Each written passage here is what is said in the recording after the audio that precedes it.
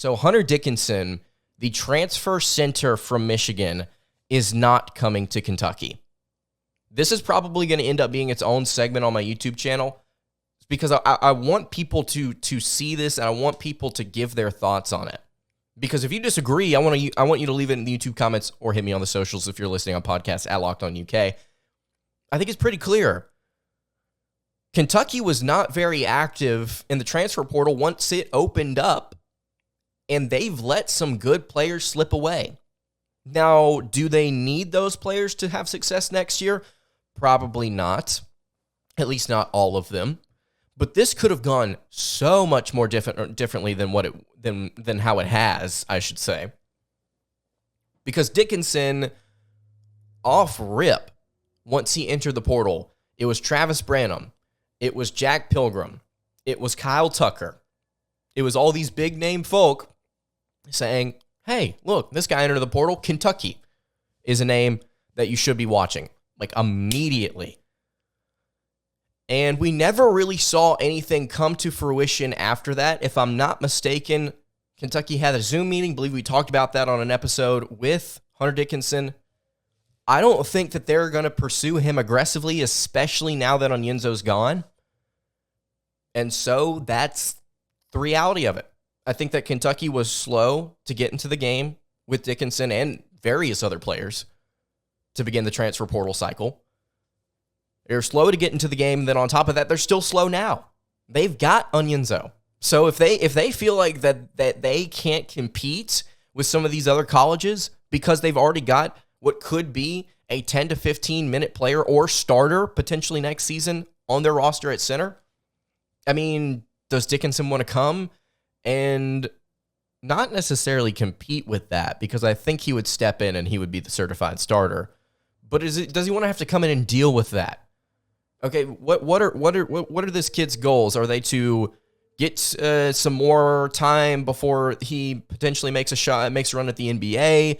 Is it to get a little bit more NIL money? Is it to run for a title? You know, what is it that he's looking for? I think that he's got 3 schools that he's looking at right now that could provide individual things that he wants. Georgetown is a place that he's going to take I believe an unofficial visit to. That place will give you playing time. Maryland, it's going to give you playing time, and I would only assume that the Terrapins would be somewhat solid at developing him a little bit further as a big man, or just at least giving him one last season to showcase his abilities. I mean, Maryland's had a couple of really solid forwards and bigs coming out of their program over the last half decade. I mean, they've been pretty solid, and also it's closer to home. Both Georgetown and Maryland are closer to home for Dickinson. I think those 2 schools have things that Kentucky doesn't when it comes to immediate playing time. I think that Kentucky would have an edge in the NIL department. I also think that they would have an edge in development, if that's a thing that he wants as a fifth-year senior. But right now, the kicker for me is the news that broke earlier today, which is the fact that he's going to take an official visit to Kansas. He's going to be taking it's official. I think at this point, after seeing that occur, with 2 schools getting an unofficial, one of a school that won a national title 2 years ago getting an official, Kentucky only getting a Zoom meeting a week and a half ago or whenever that was, it's not happening. Which sucks because I think that he would be a fun player to watch in a Kentucky uniform. You know, you could say that about a dozen other kids right now in college basketball.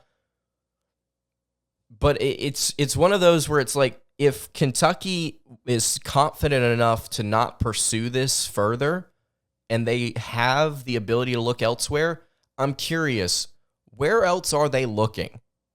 Are they looking at Tshiebwe coming back? Are they looking at Ugonna Onyenso being the man and getting just a backup transfer portal player? Are they looking at getting somebody else in the portal and letting Onyenso sit again? I really think that Oscar Tshiebwe making his decision sooner rather than later will really help Kentucky get some answers, I should say, in the transfer portal. And that's the question, right? Does Kentucky get a portal player? one of you guys on yesterday's episode left a comment and said, who are we pursuing? Give me a list. Give me some people that Kentucky could be reaching out to. Very far and few in between. I don't think that Kentucky's pursuing a lot right now. And you know what? Why not give courtesy to the players that made your roster what it was over the past 2 years? Why not give courtesy to the National Player of the Year, former National Player of the Year, and let him make his decision before you make yours? Because it would be a little disrespectful to just be like, yeah, I think we're going to be moving on here. At the same time, though, if Tshiebwe is going to be waiting this long, I mean, there are players that Kentucky could really use here within the next few weeks that are going to be coming and going. So I want to discuss in detail what Kentucky could be looking at in the portal next Monday. I also want to take a dive into Zoom Diallo's recruitment. We're going to have a lot of different good content coming up for you next week. Got a lot of it prepped, not recorded, but just I've got some thoughts that I want to share with you guys. And as always, if you have any questions for the show, first of all, if you made it this far on the show, really appreciate you. If you have made it this far on the show and you have any questions, please leave them in what will probably be the pinned comment on my YouTube channel. I'll discuss. If you've got a question about Kentucky, there's a pretty good chance that I'll answer it for you, at least to the best of my ability, or at least give my opinion on it.